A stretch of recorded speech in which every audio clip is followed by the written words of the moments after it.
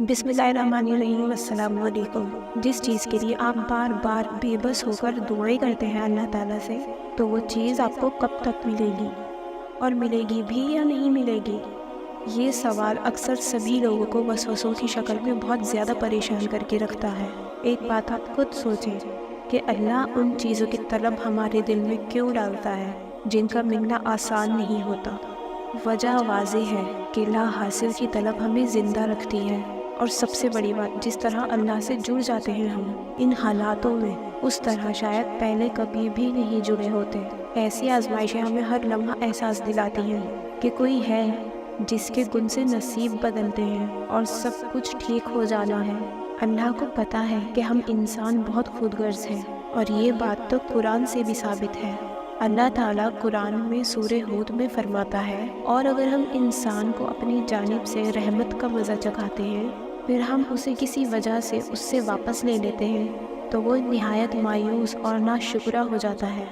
جس وقت ہمیں نعمتیں مل رہی ہوتی ہیں، اس وقت تو ہم بہت زیادہ خوش ہوتے ہیں، گم ہوتے ہیں، لیکن جیسے ہی اللہ پاک اس نعمت کو کسی بھی وجہ سے ہم سے دور کرتے ہیں، تو ہماری چیخیں نکل جاتی ہیں، اور بالکل پاگلوں جیسی ہماری حالت ہو جاتی ہے۔ بہت زیادہ مایوس بھی ہو جاتے ہیں کہ بس کسی بھی طرح وہ چیز ہمیں حاصل ہو جائے۔ بات تو یہی ہے ساری، کہ اللہ تعالیٰ آزمائش تو دیتا ہے، لیکن آپ کو پرکھنے کے لیے، نہ کہ درد دینے کے لیے۔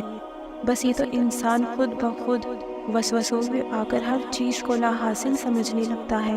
اس چیز کو بہت بڑا بنا لیتے ہیں اپنے من میں، اتنا بڑا کہ آپ کو لگتا ہے کہ دنیا میں اس سے بڑا ناممکن کام تو کوئی ہے ہی نہیں، اور ایسا بھی لگتا ہے کہ جیسے اب اس چیز کو کوئی بھی ممکن بنا ہی نہیں سکتا، اور حد سے زیادہ مایوسی میں چلے جاتے ہیں۔ اللہ کی رضا میں راضی ہو جانے میں ہی سکون ہے، جبکہ آپ کو پتہ ہے کہ اللہ تعالیٰ سے جڑنے کے بعد ہی آپ کو سکون ملے گا۔ اللہ تعالیٰ کے کن پر یقین رکھ کر ہی آپ کو سکون اور سب کچھ ملے گا۔ کچھ لوگ تو بہت زیادہ جب تکلیف میں ہوتے ہیں اور ان حالاتوں سے نکلنے کے لیے شرکیہ کام بھی کرنے لگ جاتے ہیں، لیکن وہ نکل تو تب بھی نہیں پاتے ہیں، اور یہ تمام کوششیں کرنے کے بعد ہار جاتے ہیں، اور پھر کہتے ہیں کچھ بھی نہیں ہوتا، کوئی فائدہ نہیں، حالانکہ وہ یہ نہیں جانتے کہ انہوں نے یہ ساری چیزیں کر کر اللہ تعالیٰ کو کتنا ناراض کیا ہے۔ پھر کیسے کچھ مل سکتا ہے؟ حالانکہ اللہ تعالیٰ نے تو آپ کو واضح نشانی دکھائی ہوتی ہے کہ ایک ہی دعا پر آپ کا دل اٹک رہا ہے، بار بار اسی ایک دعا کو کرتے رہنے کا دل چاہتا ہے، مانگتے مانگتے تھک بھی جائے تو دل چاہتا ہے کہ ابھی اللہ کو اور منا لے، شاید کوئی راستہ نکل آئے، شاید معجزہ ہو جائے۔ اگر آپ جاننا چاہتے ہیں کہ بار بار کی مانگی گئی دعا کب قبول ہوگی اور کیسے قبول ہوگی، تو پھر آپ اس شاید میں سے نکل جائیں اور شاید سے لازمی پر آ جائیں۔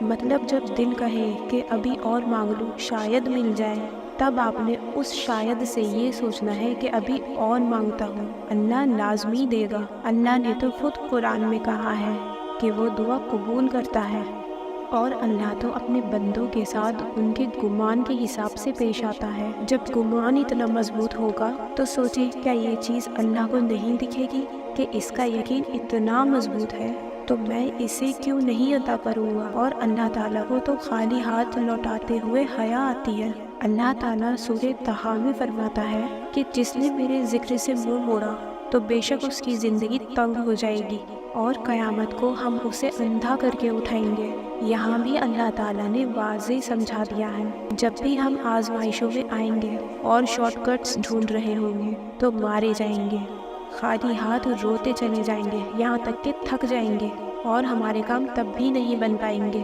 ایٹ دی اینڈ کرنا تو اللہ تعالیٰ نے ہی ہے، ادھر ادھر کے چاہے آپ کتنے ہی کام کر لیں، بہتر ہے کہ صحیح رستے پر آ جائیں۔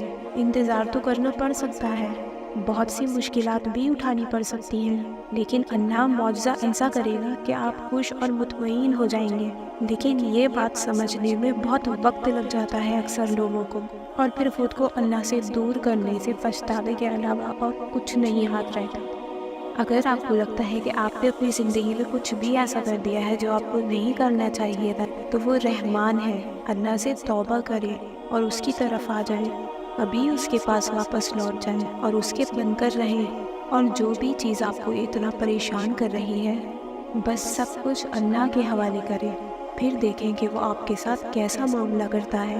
جب تک ہم اپنی سوچوں میں پھنسے رہتے ہیں نا تو بے چین رہتے ہیں اور اس طرح صبر کے لمحات بھی کھو دیتے ہیں۔ جو لوگ کبھی نماز بھی نہ پڑھتے تھے، جب ان کا دل دکھتا ہے یا کوئی مسئلہ آن پہنچتا ہے تب وہ نمازیں بھی پڑھتے ہیں اور انتظار کرتے ہیں کہ کب اذان ہوگی اور اللہ کے پاس جائیں اور اللہ کو پھر سے اپنے دل کا حال سنیں۔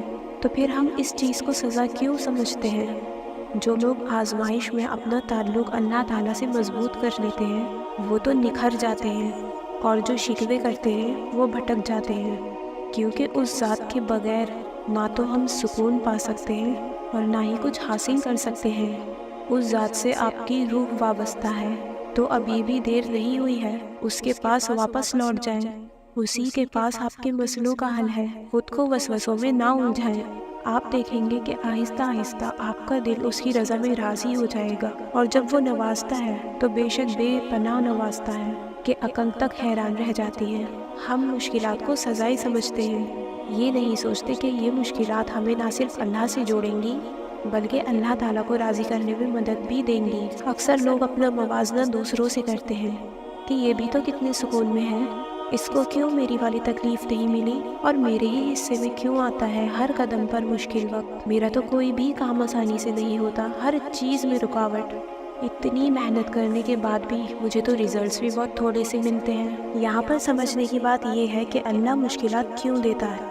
انہی چیزوں سے گزار کر وہ آپ کو ایک مضبوط انسان بنا دیتا ہے۔ اللہ تو آزمائش میں انہیں ہی ڈالتا ہے جنہیں وہ چاہتا ہے، اور اللہ کو وہی یاد کرتے ہیں جو اللہ کو چاہتے ہیں۔ وہ پھر گلہ شکوہ نہیں کرتے، وہ ان آزمائشوں اور مشکلوں میں بھی صبر سے کام لیتے ہیں اور اللہ کی مصلحت سمجھ کر اطمینان سے رہتے ہیں اور اپنی دعائیں کرتے رہتے ہیں۔ اگر زندگی میں سب کچھ بالکل ایک دم سموتھلی چلتا رہے، کوئی مسئلہ کوئی ایشو نہ آئے، تو ہم اللہ کو یاد کریں ہی کیوں، اسے پکاریں گے کس سبب؟ لیکن اکثر انسان خود کو بدقسمت سمجھتا ہے اور الٹا سوچنے لگ جاتا ہے کہ جیسے اللہ نے اس کے ساتھ ظلم کر دیا ہو۔